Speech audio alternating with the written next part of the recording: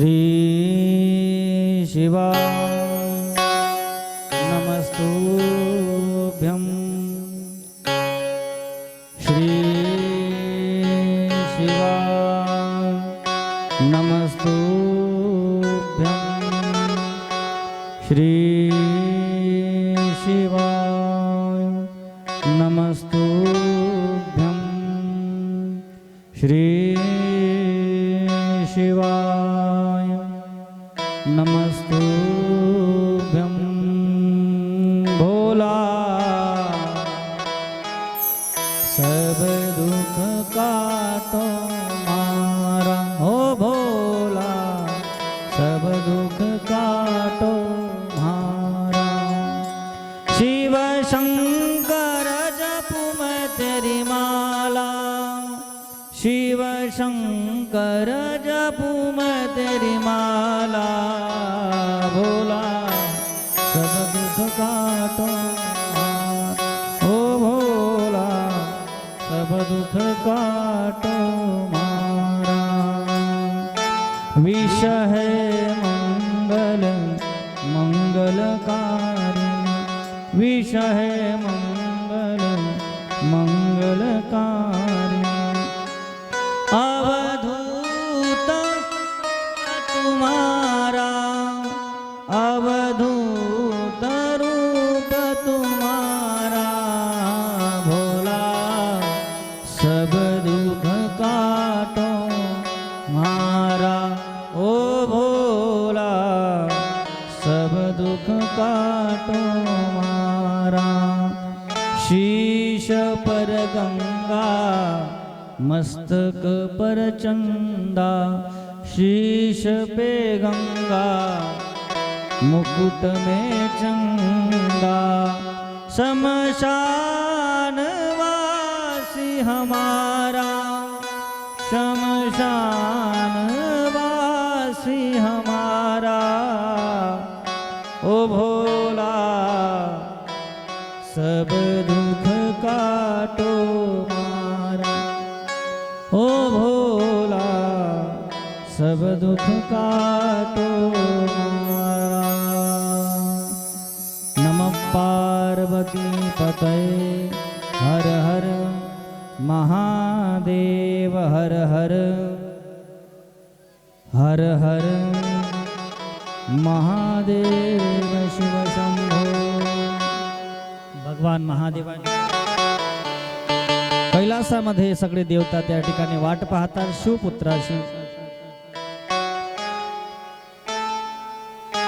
भगवान महादेवांपासून आयोनी जे सांगितलं होतं माता पार्वती महादेव यांचा संसार सुरू झालाय अर्थात कौटुंबिक अवस्था सगळे देवता प्रार्थना करतात भोले बाबांना की आमची मागणी पूर्ण करा पुत्र कधी येईल जो तारकासुराला मारेल आणि म्हणून महादेवांचं जे तेज येते अग्नीने त्या ठिकाणी कारण पार्वतीचा पुत्र नाही महादेवांचा पुत्र म्हणून तो पार्वतीच्या पोटी जन्माला येण्याच्या अगोदर त्या पुत्राला ते तेज आहे अग्नीने ते तेज ग्रहण केलं आणि मग शर्कंड्याचे त्याच्याकडनं तो ताप सहन झाला आणि त्याने गंगेच्या काठी शर्कंड्याच्या वनामध्ये ते तेज टाकलं त्या ठिकाणी बालक जन्माला आला सगळ्या देवांना त्याच्या जन्माची वाट पाहत होते कृतिका ज्या आहेत 6 कृतिका ऋषी पत्नी त्यांनी त्या बाळाचं त्या ठिकाणी पाहिलं शिवपुत्राला जन्माला आलेलं बाळ रडत होतं कृतिका त्याला पाहायला गेल्यात इतकं सुंदर ते बालक महादेवाचा पुत्र आहे महादेवांचा अंश आहे प्रत्येकाला वाटलं की याला स्तनपान करावं त्यांच्या स्तनामध्ये दूध प्रगट झालं त्याला स्तनपान करण्याकरता त्याच्याकडे सगळेजण उत्साहाने पाहायला लागल्यात त्या बाळाने 6 मुख धारण केली आणि 6 ऋषी पत्नींचं अर्थात कृतिकांचं दुग्धपान केलं म्हणून त्याला 6 मुख झाले त्याचं नाव षडानन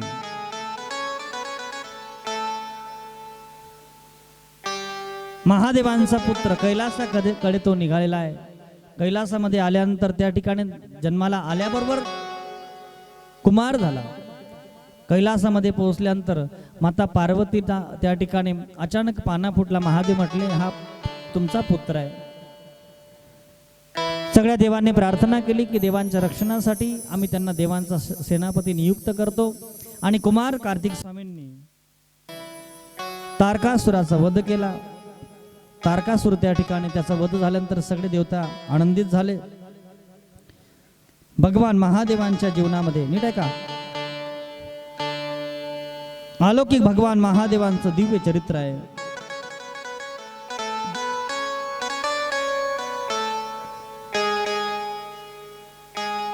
पण शिवपुत्र अर्थात माता पार्वतीला वाटायचं की मला पुत्र नाहीये. अर्थात कुमार कार्तिक देवांच्या कार्यामध्ये संलग्न असतात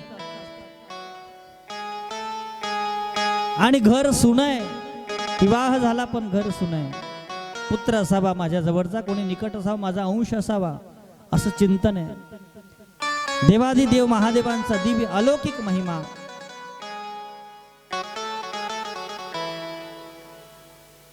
अलौकिक महादेवांचा महिमा आहे. कैलासामध्ये सगळे शिवगण आहेत, अनेकांची गर्दी आहे. माता पार्वतीला वाटलं की माझ्याजवळ माझा पुत्र असावा. एकदा अंतपुरामध्ये महादेवांचं अचानक आगमन झालं. माता पार्वतीला संकोच निर्माण झाला. माता पार्वतीने ही शक्ती रूप आहे. माता पार्वतीने आपल्या मळापासून एक पुत्र जन्माला घातला. मळापासून अर्थात मळापासून म्हणतात, पण माता पार्वतीने संजीवनी विद्याचा प्रयोग करून त्या बाळामध्ये आपला जीव ओतला.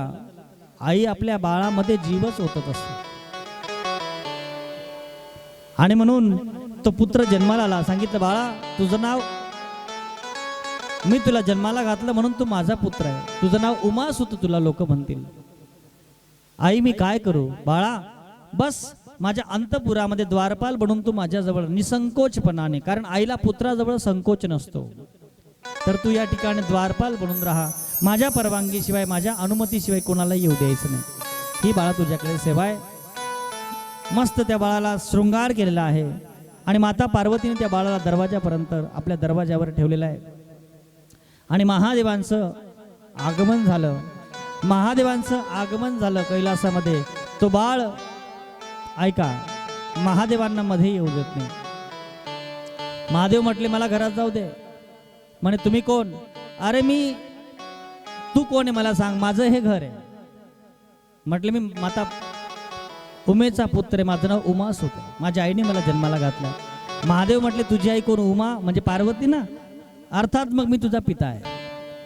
ते बाळ म्हटलं माझे पिता आहात, पर ठीक आहे, मी माझ्या आईला सांगून येतो की पिताश्री आलेत. माझ्या आईने अनुमती दिली तर तुम्हाला मी प्रवेश देईल मध्ये, कारण माझ्या आईच्या आज्ञेशिवाय मी कोणालाही अनुमती देणार नाही. महादेव म्हटले मी तुझा पिता आहे, या घरचा मालक आहे, आणि घर मालकाला घरात जाण्याची परवानगी लागते का? त्या बाळाने सांगितलं नाही नाही नाही, तुम्ही माझे पिता आहेत, पण हे मी आईला विचारून येतो. ऐका ना, आपला बाप कोण आहे हे कोण सांगेल? आपली आई सांगेल ना.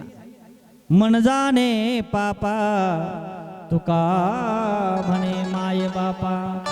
दोन गोष्टी लक्षात ठेवा. आपला पिता कोण आहे आपल्या आईला माहिती.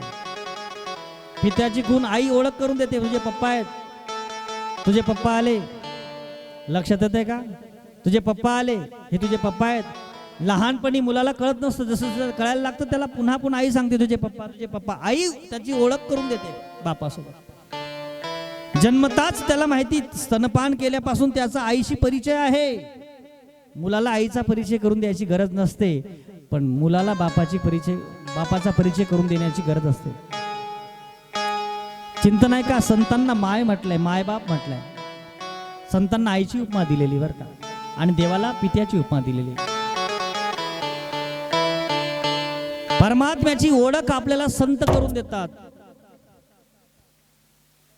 देवाची ओळख आई करून देते. श्रुती रूपी आई आहे, शक्ती ही सुद्धा आपली आई आहे, आणि बीज परमात्मा आहे या जगाला निर्माण करणार. पिताहमस्य माता धाता, पिताहमस्य जगतो माता धाता पितामहा. मी जगाचा पिता आहे असं भगवान म्हणतात गीतेमध्ये, पण प्रकृती आई आहे जी बीज धारण करते परमात्म्याचं. तुम्हा आपल्याला प्रकृती जन्माला घालते, पण पिता शिव आहे. पण शिवतत्वाची आठवण ओळख संत महात्मे करून देतात. शिवतत्वाची ओळख संत महात्मे करून देतात. बापाची ओळख आई करून देते. दोन गोष्टी लक्षात ठेवा. बापाची ओळख आई करून देते, आणि पापाची ओळख मन करून देतं. आपल्या मनाला माहिती आपण काय पाप केलं. शिवमहापुराण कथा ऐकणारी माणसं, श्रोते मंडळ, आपण काय पाप करतो हे लोकांना माहित नसेल, पण आपल्या मनाला तर माहिती आहे ना. कारण मन हे आरशासारखे, आरशासमोर जसा माणूस उभा राहतो, आरसा कधीही खोटं बोलत, बाकीची सगळी दुनिया खोटं बोलते, पण आरसा नाही खोटं बोलत.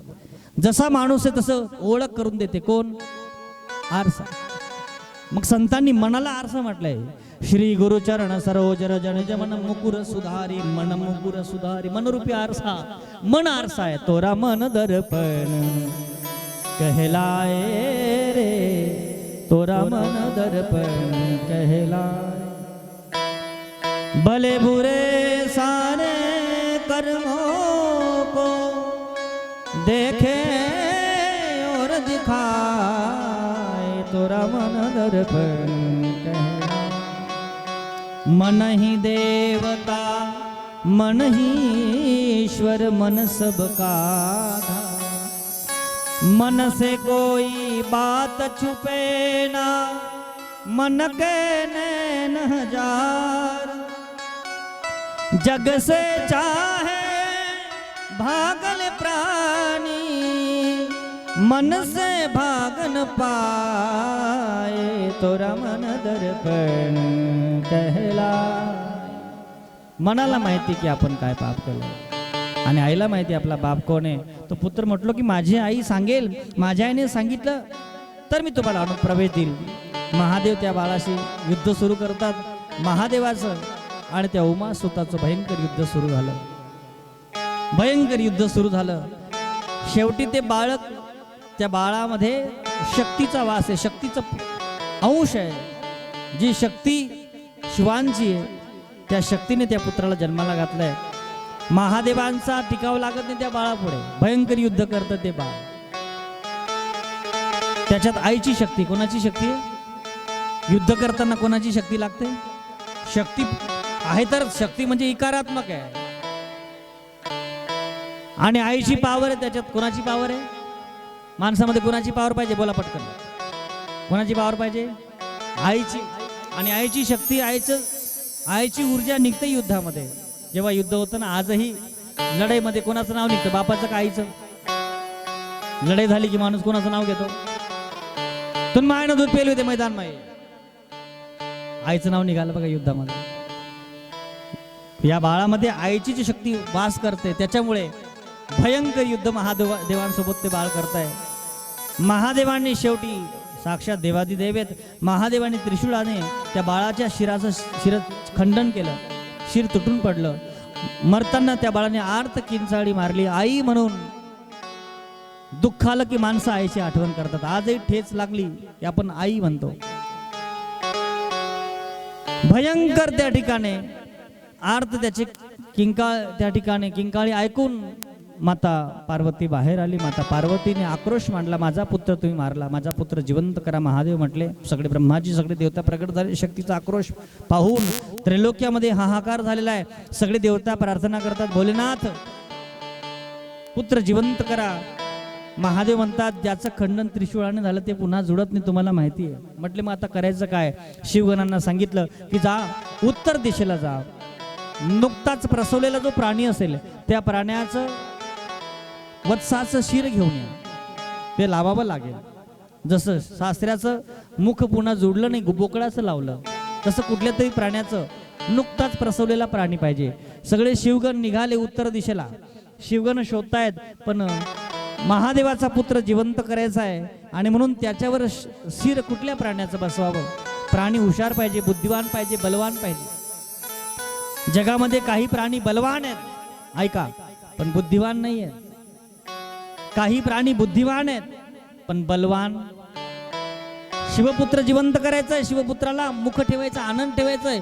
बलवानही पाहिजे आणि बुद्धिवानही पाहिजे. काही प्राणी फार बुद्धिवान आहेत, अतिशय बुद्धिवान, पण बिचारांकडे बळ नाही. सूक्ष्म प्राणी सुद्धा बलवान बुद्धिवान आहेत. सर्वात सूक्ष्म बुद्धिवान प्राणी कोण आहे माहिती का?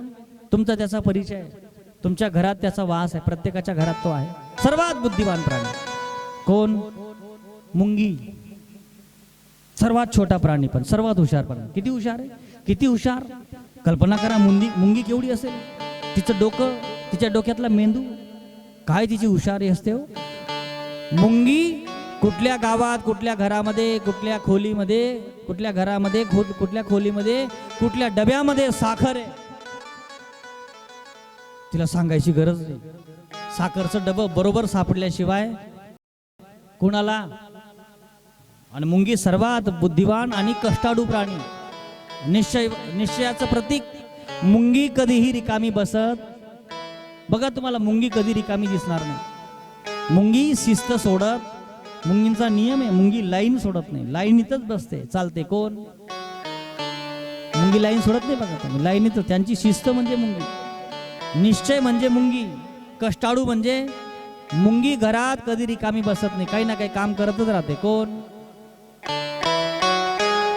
मुंगी कधी आराम करत नाही, कधीच रिकामी बसत नाही, घरात काही ना काही काम करेल. पापडे सुकाळी, दाय सुकाळी. घरात मुंगी निश्चयाचं प्रतीक आहे, मुंगी कधी रिकामी बसत नाही. हा मुंगळांचं नाही, मुंगडा कथा बी जातात. तुम्ही मुंगा लाईन मा सापडतच नाही, मुंग्या लाईन मा सापडत. आता इथे बघा ना, मुंग्या लाईनीतच बसतात, एकाच जागेवर बसते. मुंगडा कथाही बसतात. म्हणून नीट आहे का, शिस्तीचं प्रतीक मुंगी. जगद्गुरु महाराजांनी अनेक वेळेस गाथ्यामध्ये मुंगीचं उदाहरण घेतलंय. मुंगी साखरेचा रवा, लहानपण देगा देवा, मुंगी साखरेचा रवा. तुकाराम महाराज म्हणतात, मुंगीची या घरा कोण लावी मूळ, देखोनी या गुड धाव घाली. तिला साखर सांगायची गरज नाही, माणसाला नाही सापडत. माझं कीर्तन होतं गणपतीमध्ये एका ठिकाणी. कीर्तन संपलं, तो म्हटला म्हणे महाराज आपल्या घरी चहाला चला. म्हणजे रात्रीचे 11:30 वाजले म्हणे महाराज चला हो. शहरातली गोष्ट आहे, शहरातल्या बहुतेक बाया गाऊन घालतात, घरामध्ये गाऊन घालतात. रात्रीच्या 12 वाजेची वेळ त्याने दरवाजा ठोकला. कुंदा ओ कुंदा. बाईने संतापात जोरात दरवाजा उघडला, खळाम केली. बोल रे मुकुंदा. कारण शहरातल्या बाया कार्यजुरीच करतात नवरा. आणि संतापात तिने त्याच्याकडे पाहिलं, पण त्याच्या मागे मी उभा होतो. आणि ती बाई, गाऊन घातलेली बाई, केस अशी मोकळी, कालिका मातात दाखवायची. पण ते काजळ लावलेले असेल, डोळे पुसले असतील तिचे. तिने त्याच्याकडे रागात पाहिलं. कोणीतरी पाहुणा, रातना 12 वाजता पाहुणा आलाय नाव माणूस. मी बैठक रूम मध्ये जाऊन बसलो, तिला बेडरूम मध्ये तो उठवायला गेला. ती जाऊन झोपून घेतलं तिने. अहो तिला रावण्या करे, उठ ना. म्हणे का बरं, चहा ठेव ना. ती म्हणे रातना 12 वाजता कोण चहा ठेवतो, बाहेर भाजी देऊ ना चहा. पण शहरातल्या लोकांची सगळी गोष्ट बहुतेक बाहेर असते. संध्याकाळ झाली, बाई नवऱ्याला सांगते आज आपल्याला घरात स्वयंपाक करायचा नाही. म्हणे का बरं, आपण बाहेर जाऊ जेवायला. आणि सुविधा पण असते त्यांच्याकडे. ती म्हणे मी चहा ठेवणार नाही, तुझ्या हाताने ठेवून घे. तो चहा ठेवायला लागला. म्हणे महाराज मी ठेवतोय चहा. म्हटलं का बरं. म्हणे महाराज आपला हातली वेगळीच चौशी. तो सांगत नाही तिठी निराणी असं. म्हणे महाराज आपला हातली चहा ती पिद खा, आपला हात जगन्नाथ मध्ये ठेव का. त्याने गॅसवर मस्त पातेलीमध्ये पाणी टाकलं, चहा साखर टाकली आणि चहाला उकळ फुटणार तेवढ्यात गॅस संपला. तर म्हणे महाराज नशीब बोलतं खराब शे आपलं. म्हणतं आपलं नाही, मन नशीब खराब. चहा म्हणे गॅस सरी घ्या. म्हणतं राहू दे माते. म्हणे महाराज आपल्याकडे इस्टोल बी नाही. इस्टोल पूर्वीच्या काळात राहायचं ना इस्टोल. तो पितळी 3 दांडी ना, त्यांनी इस्टोल काढा, पण त्या राखेलना पत्ता नाही होता. केव्हाशी केव्हा त्याला राखेल सापडलं, स्टोव चालू केला पण पिन सापडे ना. तर राखेल नाही, पिन पण लागायची त्याला. एकच फुरकाणी घे, तो बी तिरपाणी घे. बोगणी वरते फुर कसा जायचं ना. म्हणताय चहा काय गरम होई काका तुम्ही. बराच वेळ झाला चहा तापत नाही. त्यानं दूध टाकून दिलं, ते अजून थंडी होऊन गेली. बडी राखेलनी वास मारायला लागली ती बोगणी. म्हणतं चहा सुद्धा राखेलनी वास मारी. आणि मारा थांबाव, भारी चहा बनेल, तुम्ही धका दे घरी. बराच उशीर झाला. शेवटी मी पाहिलं उशीर झाला होता. 12:30-1 वाजण्यात आले. मी बॅग उचलली, दरवाजापर्यंत गेलो. म्हणतं नको तुम्ही चहा, एक काम कर तू पिले. मी संतापात निघालो. तो किचन में रावण्या करे, महाराज थांबाव महाराज, दका महाराज गरम होईनी महाराज, थांबाव महाराज 5 मिनिटं वैगी महाराज ऐठेल वायबार दे महाराज चहा पिल्याव महाराज. तो रावण्या करे, मी दारण मा. शेवटी ती पडी कालिका माता बेडरूम मध्ये जोर मा बोलनी, अय त्यांनी ठेवायचं डोस लिहिलेत नाही राहते. इथला काय भाव खायला ना. माले बोलली ती माले. म्हणतो गोपल्या गुज्जू पिले हाते यांनी चहा 2 वाजता का गरम होईना. केव्हाशी केव्हा त्याची चहा गरम झाली. मी बसलो तर गपचीप बामटान बसलो तुमच्या घरमा. अजिबात बोलत नाही. मी बोलणं बंद करून घेतलं. ती काय बोली पडी तिना भरोसा नाही. त्यानं काय तिना पुढे चालत नाही. केव्हाशी केव्हा 2 कप चहा घेऊन आला तो. 1 कप माझ्या हातात, 1 त्याच्या हातात. म्हणे महाराज पिदा का आपला हातल्याची वेगळीच चवशे. मी चहाचा घोड घेतला आणि मग त्यांकडे दाखव. म्हणे महाराज काय गडबड आहे का? मग तो पी दख. आणि जेव्हा त्याने चहाचा घोड घेतला तो हसायला लागला. म्हणे महाराज आपला ना गॅस सर गाय गाय मग गडबड म्हणा साखर राही गे मीठ टाकाय गे. अरे तुका माणूस आहे, तुला साखर ना मीठ ना फरक समजत नाही. तुमपेक्षा मुंग्या बऱ्या. बरोबर आहे ना. ऐका ना, मिठाच्या डब्याला उघडं ठेवा, मुंग्या जातील. तुम्ही बघा दुकानात ना सगळ्या गोष्टी दुकानदाराने मध्ये ठेवलेल्या असतात. पण मीठ न पोतं बाहेर ठेवलं असते. त्याला माहिती गाय खात नाही काहीच कोणले. मुंगी ऐका ना, मुंगी नाही उंदीर नाही. मुंगी निश्चयाचं प्रतीक आहे. बुद्धिवान प्राणी आहे मुंगी. जगातला सर्वात बुद्धिवान प्राणी. पण बल बिचाऱ्याला. जगात सर्वात बलवान प्राणी कोणी माहिती का तुम्हाला? भली मोठमोठी बलवान प्राणी. उदाहरणार्थ म्हैस काय कमी बलवान आहे? म्हैस बलवान नाही का? बलवान आहे, पण बुद्धी आहे का? अजिबात नाही. म्हैस अजिबात बुद्धी नाही तिला. कोणाला? तुम्ही डांबरी रोड जरी दाखा त्या म्हैशी बरोबर माज पट्टा मा चाल असती. तिला असं वाटत पट्टा मन करतात लायशी. आरटीओ सुद्धा तिच्या समोर थांबतो. कोणा पुढे? म्हैस. आणि त्या म्हैस ना पोऱ्या त्या अजून बिनबुद्धी ना. कोण? ह्याला सोडणारे डुसका मारसो. पहिला सोडणारी डुसकी मारते म्हणजे स्वतःनी. माय बी समजत नाही त्याला. कोणले? माय सुद्धा समजत नाही. कोणले? येला आले माय बी समजत नाही. म्हणून बाया बोलते मरीदा आहे तो येला. त्याचं कारण नाही, ज्याला आई समजत नाही. निर्बुद्ध प्राणी. बल आहे विचारायला पण बुद्धी नाही. आम्हाला नेहमीचा अनुभव. कीर्तनासाठी संध्याकाळी निघावं आणि नेमकं संध्याकाळी ढोरांची वेळ असते. बरोबर ना. गावेगाव संध्याकाळी जाण्याची वेळ. बरं का बाया दादा, कीर्तनाला जाण्याची वेळ आणि म्हशी डोरे सुटांना टाइम सारखाच राहा. बरोबर दररोज ट्रॅफिक लागतेच. आणि ट्रॅफिक लागली की त्या म्हशी रस्त्यात चालतात. आणि त्या हाकलणारले सांगू ना. कोण? म्हशीवाला. तो म्हशीवाला त्या म्हशीचा संगी राहिला. तो बी म्हैस ना चालत बागी त्यांना तोंडकडे दाखवतो. इथला थंडा चालत हो. भाऊ या म्हशी आकल रे आपल्या कीर्तने जाणे. थांबा ना महाराज जातील ना त्या. निर्बुद्ध प्राणी. बलवान आहे पण बुद्धी नाही. शिवगण फार हुशार आहे. शिवगणांनी विचार केला शिवपुत्राला जिवंत करायचं आहे म्हणून त्यांनी अशा प्राण्याचं शिर आणलं. कुठल्या प्राण्याचं? एक हत्ती नुकतीच प्रसवली होती. तिच्या पाडशाचा शिरच्छेद करून त्याचं मुंडकं घेऊन आले. हत्ती बलवानही आहे आणि बुद्धिवानही. हत्तीचं मुख आणलं, त्या शिवपुत्रावर त्या मुखाला बसवलं आणि जिवंत झाला शिवपुत्र. गज म्हणजे हत्ती, आनंद म्हणजे मुख.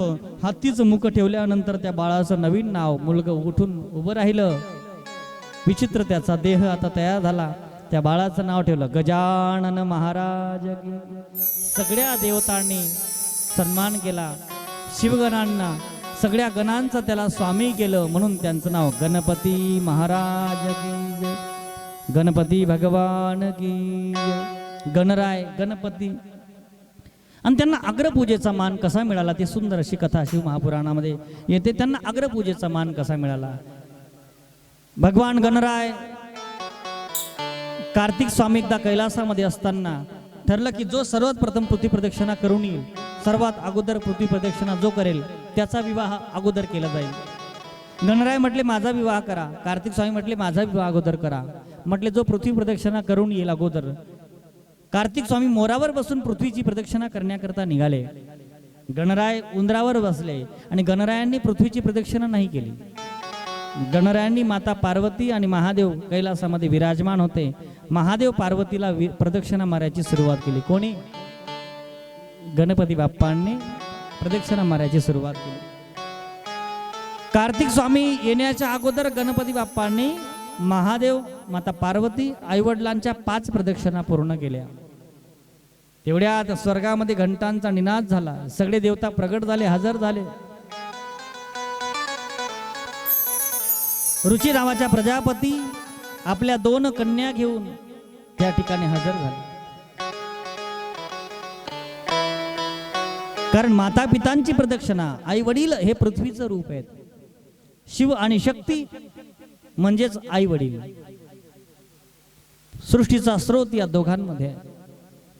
गणरायांचा विवाह सोहळा आपण या ठिकाणी आज कथेमध्ये पाहणार आहोत. आई वडिलांनाच देव मानलं पाहिजे. किंबहुना एक चिंतन सांगू तुम्हाला. ज्ञानोबराय म्हणतात, संपूर्ण तीर्थाचं जे आधार आहे, जगात जेवढी जेवढी तीर्थ आहेत त्या तीर्थांचा आधार कोण आहे? दुरे शब्दाचा अर्थ आहे आधार. जसं गाळ असतं ना, गाड बैल, त्याच्यामध्ये जो आक असतो ना त्याला धूर म्हणतात. ज्ञानोबराय म्हणतात, सकळ तीर्थाची ए दुरे जी का माता पितरे तया सेवेसी कीर शरीर लोण गिजे. म्हणून नीट आहे का, एकाला सांगितलं म्हटलं पंढरपूरला चला ना. तो म्हणे महाराज जोपर्यंत मला मायबाप आहे तोपर्यंत मी पंढरपूर जाणार. हे योग्य का अयोग्य मला सांगा बरं पटकन. त्या माणसाचं म्हणणं बरोबर आहे का चुकीचं आहे? आई वडील आहे तोपर्यंत तीर्थयात्रेला गेलं पाहिजे का नाही गेलं पाहिजे? बोला, उत्तर द्या ना मला. हो का नाही? मग आई वडिलांना पाठवलं पाहिजे ना. काही लोक मायबापले बी धाडतात नाही आणि त्या बी जातात नाही. आई वडील आहेत तोपर्यंत त्यांच्याकडनं तीर्थयात्रा करून घ्या, त्यांना पाठवा. प्राधान्य उत्तर आयुष्यातल्या माणसांनी तीर्थयात्रा केली पाहिजे. आणि जर ते जातच नसतील तर तुम्ही गेलं पण त्यांचाही सन्मान केला पाहिजे. मंदिर में ना मिलेंगे, गुरुद्वारे ना मिलेंगे,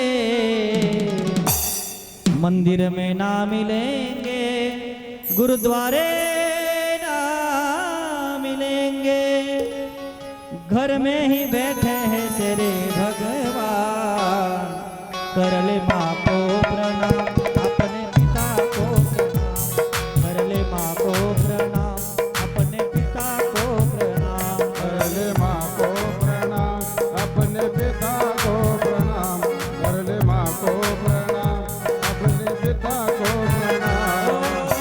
मंदिर में ना मिलेंगे, गुरुद्वारे ना मिलेंगे, मंदिर में ना मिलेंगे, गुरुद्वारे ना मिलेंगे, घर में ही बैठे तेरे भगवान, कर ले माँ को प्रणाम, अपने पिता को प्रणाम, कर ले माँ को प्रणाम, अपने पिता को प्रणाम. ओ जिसने तुझको जन्म दिया उस माँ को कैसे भूल गया, जिसने तुझको जन्म दिया उस माँ को कैसे भूल गया, पाल पोस कर बड़ा किया उस पिता को कैसे भूल गया, इनके ही चरणों में है चारों धाम, कर ले माँ को प्रणाम, अपने पिता को प्रणाम, कर ले माँ को प्रणाम, कर ले पिता को प्रणाम, कर ले माँ को ताड़ी ताड़ी कर ले पिता को जय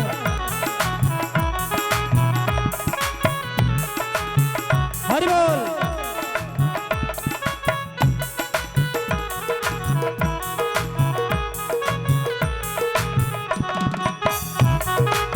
हरि बोल.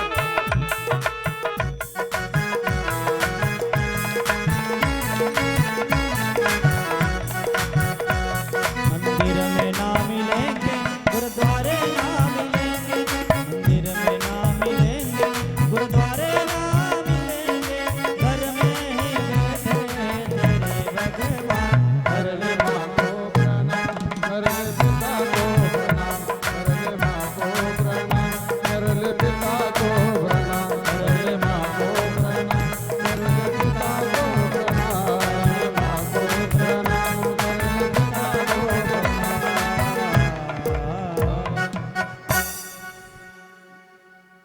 पावणे 6 होण्यात आलेत. 6 वाजेला बरोबर गणरायांचं लग्न सोहळा आपल्याला साजरा करायचा आहे. 6:15 आरती होईल. आपल्याला बाहेर गावून आलेल्या पाहुणे मंडळींचा सत्कार आपल्या कार्यक्रमासाठी जे येतात त्यांचा करायचा आहे.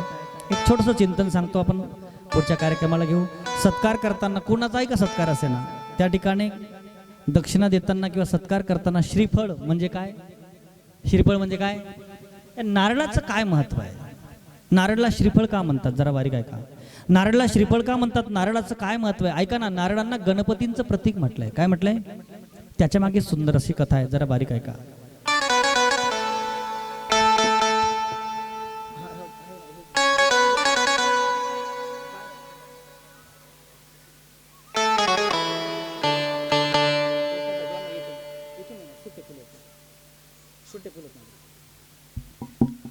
ऐका, एक सुंदर अशी कथा आहे. तुम्ही दरवर्षी गणपती बाप्पांचा उत्सव आपण साजरा करतो. संपूर्ण महाराष्ट्रभर गणपती बाप्पांची काय करतात?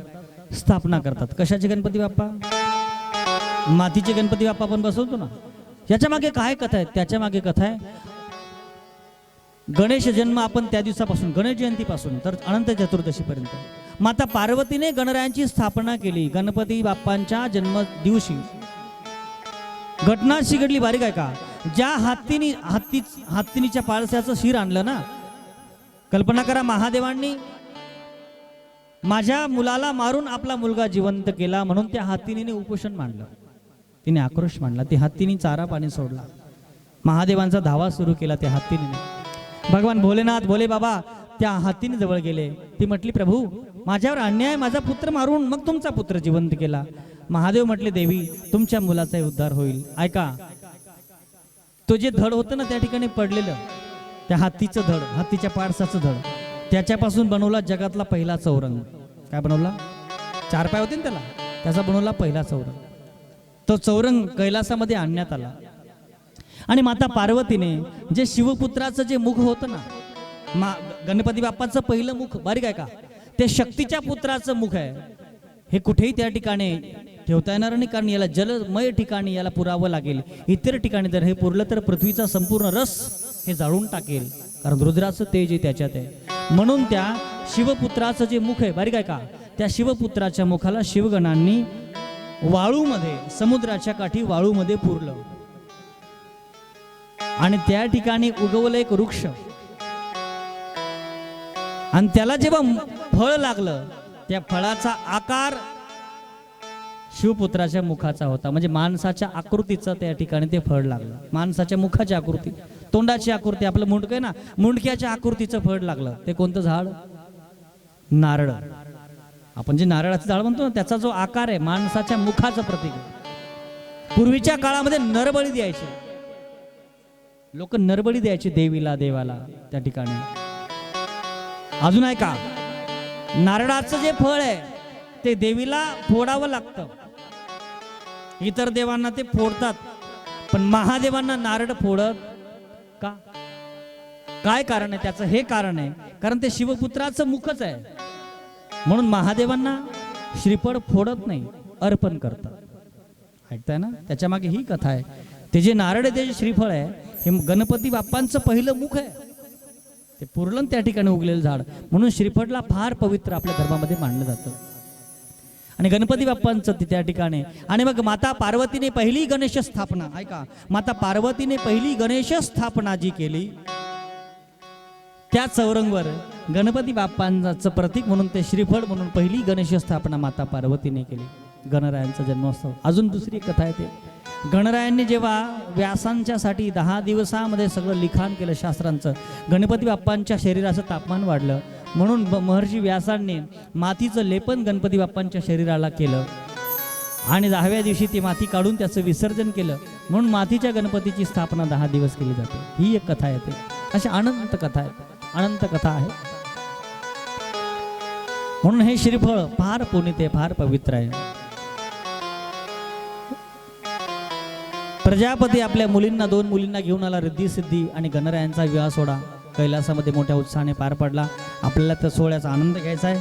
आज कार्यक्रमासाठी बाहेर गावून बरीच मंडळी, म्हणून त्यांना आपण मानाचं श्रीफळ आणि त्या ठिकाणी त्यांना शॉल देऊन आपण सत्कार करणार आहोत. या ठिकाणी आज कार्यक्रमासाठी आदरणीय नाशिकहून आमचे माळी सर आलेले आहेत, त्यांचा सत्कार करायचा आहे. तात्या तिथून शॉल मधून बापू माहिती इथं नारळ बघाय पोत्यामध्ये श्रीफळ, एक गुलाबाचं पुष्प आणि श्रीफळ. धन्यवाद.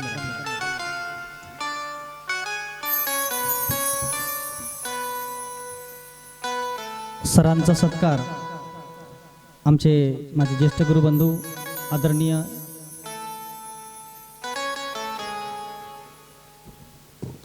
या तात्या आदरणीय तात्या सरांचा सत्कार करतील. सरांनी तो स्वीकारावा अशी मी सरांना विनंती करतो. आपल्याला काल तुम्ही जे महादेवांची भक्तिमय वातावरणामध्ये तुम्ही जे आहेराचे पॉकेट जे सजून आणलेत, स्पर्धा आपण आयोजित केली होती, त्याच्यात काही जणांचा नंबर, त्याच्यात मूर्तीदानचा कार्यक्रम तोही आपल्याला करायचा आहे.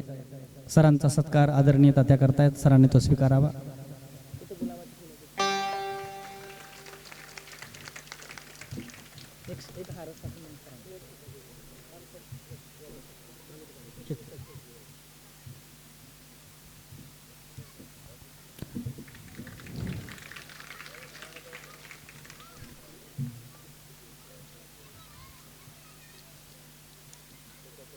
आणि सरांना आपण या ठिकाणी एक भेटवस्तू म्हणून सरांना विठ्ठल रुक्मिणीची मूर्ती ही आपण या ठिकाणी सर धन्यवाद.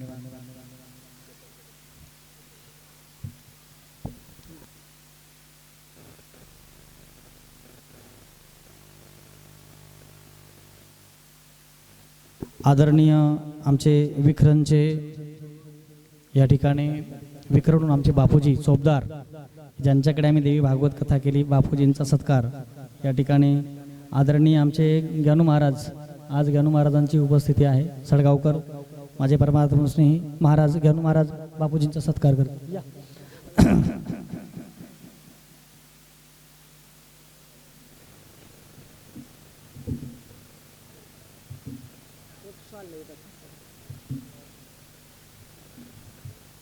आदरणीय विक्रम अण्णा सडगावहून अण्णाही आलेले आहेत.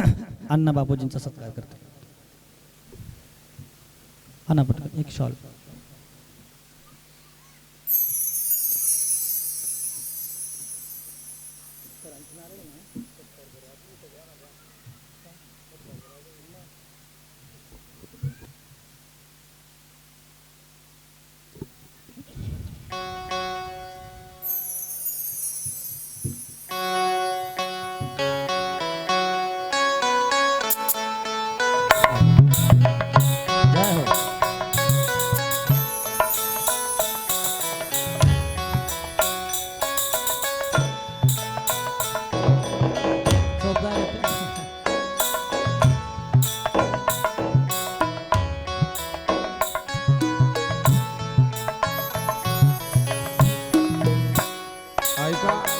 भानू महाराज करता सर्वांनी टाळ्या वाजा, वाजा टाळ्या. वाव, जय हो.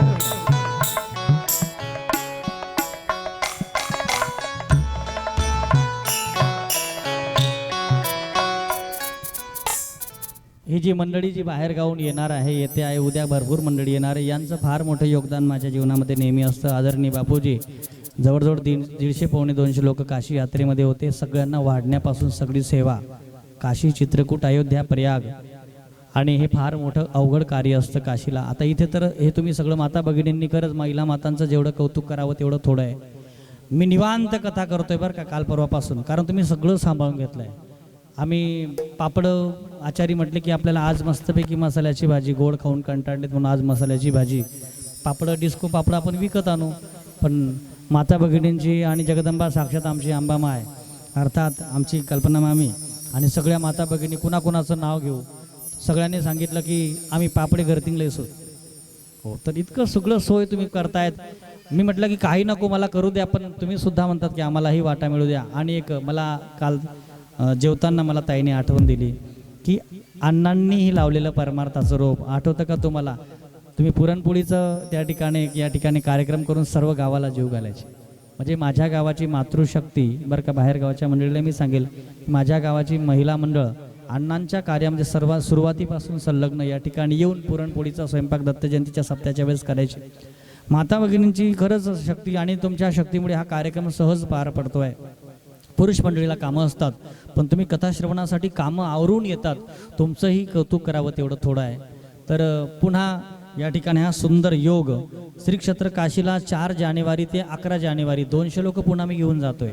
तेही मंडळी उद्या येणार आहे. नंदुरबार भागातली मंडळी आमच्या तात्यांसोबत आणि परत 16 फेब्रुवारी ऐका ना, बरेच जण आपल्या गावातल्या बऱ्याच माता भगिनी काशीला कल्पना मामींसोबत जाऊन आल्यात, पण फक्त काशी गेलात तुम्ही, चित्रकूट राहून जातं. चित्रकूटला जिथे रामप्रभू 11 वर्ष, भगवान राम जिथे वनवासामध्ये 11 वर्ष जिथे राहिले त्या ठिकाणी गुप्त गोदावरी आहे. तर चित्रकूट, अयोध्या, प्रयाग, अयोध्येचं राम मंदिर आता 22 जानेवारीला उघडत आहे आणि 16 फेब्रुवारीला पुन्हा काशी यात्रेचं आमचं नियोजन सुद्धा चालू आहे. पुन्हा एक 50 लोकांची यादी तयार आहे. आपल्या सांजुरीमधून कोणा माता भगिनीला यायचं असेल तर 16 फेब्रुवारीला जायचं आहे. काशी, अयोध्या, चित्रकूट, प्रयाग त्या संदर्भात मी उद्याही तुम्हाला अजून सांगणारच आहे. त्या संदर्भात अजून तुम्हाला मी उद्याही माहिती देणार आहे.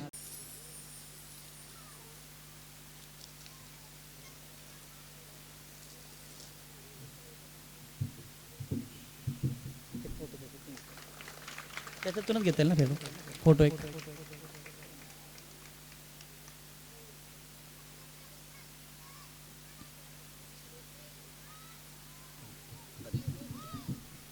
आणि यादीनुसार काही ज्या ठिकाणी जे आहेर आलेले आहेत त्याच्यामध्ये श्री संदीप लोटन पाटील आलेले आहेत का, त्यांच्याकडे सोबत त्यांच्या घरचं वारहून संदीप लोटन पाटील यांचा आहेर आहे 500 रुपयाचा, त्यांना मूर्तीदान द्यायची. मनोहर हिम्मतराव पाटील, मनोहर हिम्मत महाजन का,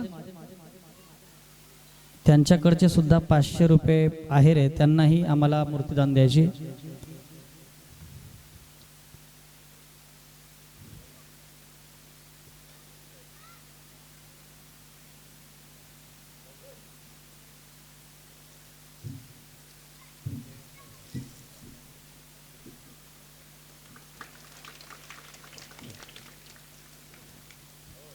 मनोहर हिम्मतराव या.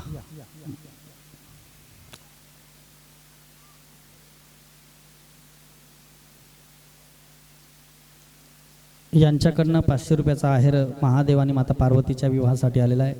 त्यांना पांडुरंगाची मूर्ती, पांडुरंग आणि रुक्मिणी मातेची मूर्ती दान.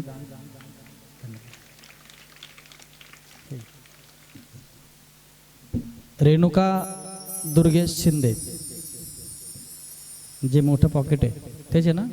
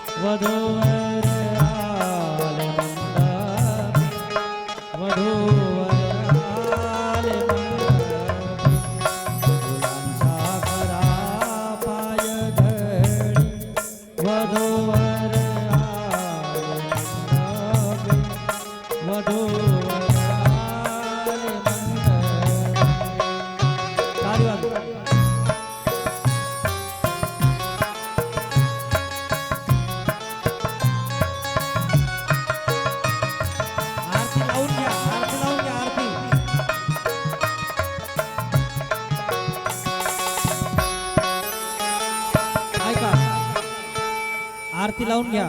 चला सळगावकर, नवरदेवाचे मामा, नवरीचे मामा, नवरदेवाचे मामा या. बरं विकरणकर सळगावकर या. मामा बाहेर गावणार राहतात. नाना या, बापूजी नाना जरा अंतरपाड. आदरणीय जनार्दन नाना, आदरणीय बापूजी विकरणकर. नवरीचं दोन पूर्वेला करा. दोन्ही नवरी रिद्धी सिद्धी. आपल्याला काही कमी नाही. आता आपल्या कथेमध्ये आज रिद्धी सिद्धी आणि गणपती बाप्पांचं सहकार्य.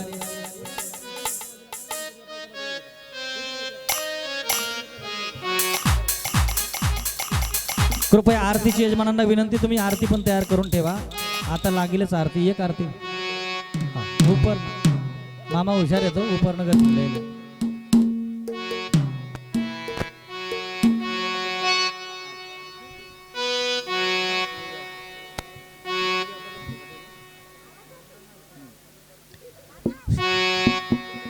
स्वस्ति श्री गणनायकं गजमुखं मोरेश्वरं सिद्धिदं बल्लाळो मुरुळं विनायकमलं चिंतामणिथेउरं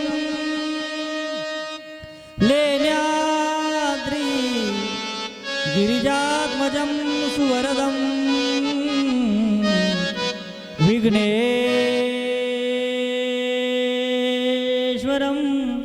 ओझरं यांना मंगलाष्टकाला ग्रामो रांजन संस्थितो गणपती तुमचं माहिती आहे ना कुर्यात् सदा मंगलम वधूवर्यो शिवं भवतु शुभलग्नं सावधान म्हणा गरम बटन चालू करा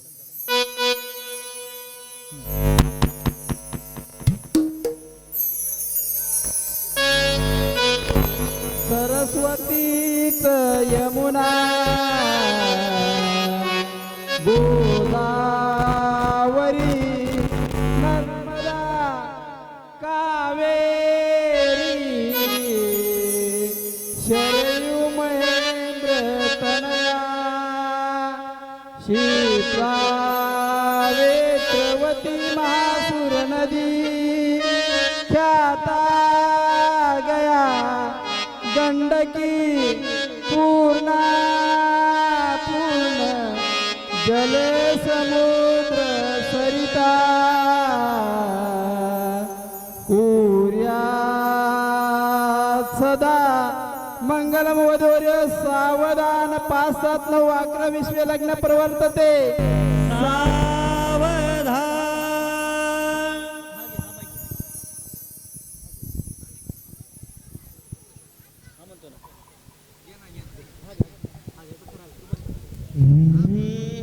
जा सासरी मुली तू जडले अभंगनाते लाढात वाढलेली झोपे तथा पटोनी अंगाई गीत म्हणुनी किती वेळ हासविली तो भूतकाळ आता स्वप्नात मी पाहते जा सासरी मुली तू जडले अभंगनाते वाटेस लावताना येतात अश्रू डोळा मग दृष्टीहीन होतो पोटचाच गोडा इतके करून माता पदरात तोंड घेते जा सासरी मुली तू जडले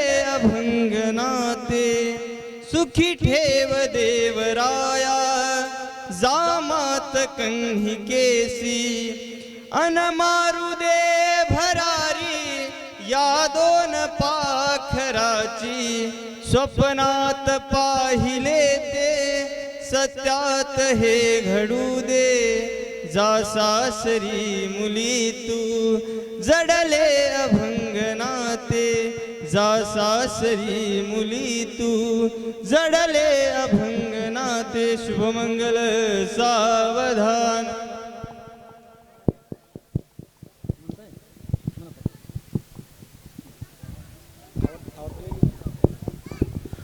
शुभमंगल शुभ सावधान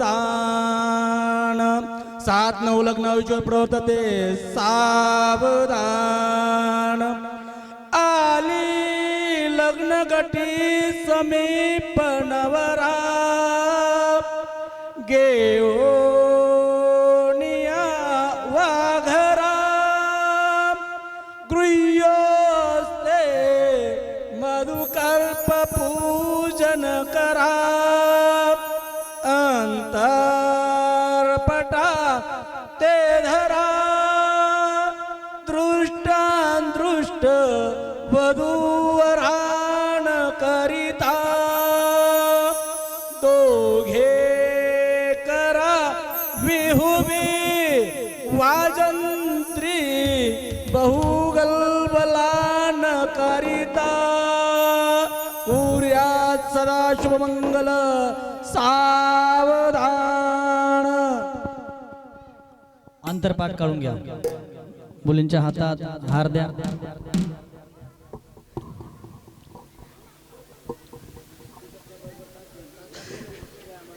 अगोदर मुली हार टाकतील.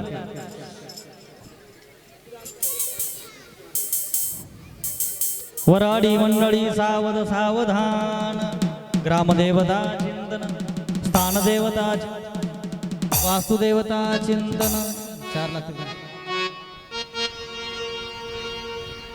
तदेव लग्नं सुदिनं तदेव ताराबलं चंद्रबलं तदेव विद्याबलं दैवबलं तदेव लक्ष्मीपते ग्रेग